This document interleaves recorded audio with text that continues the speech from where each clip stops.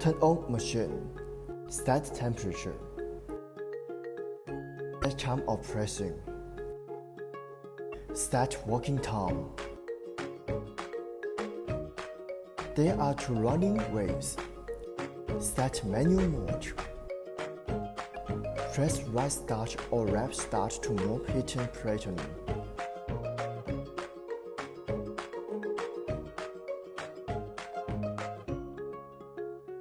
Set auto mode. Heating pressure will auto press and auto release when times up and auto move.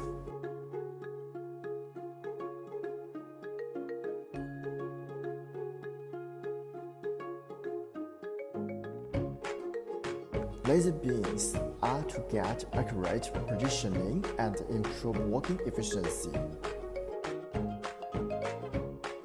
Pneumatic valve. Please place fabric and paper.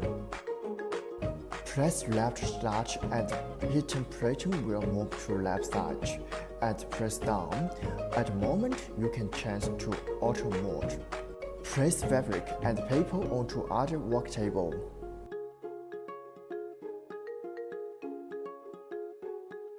Remove with the paper and you will see sublimation result.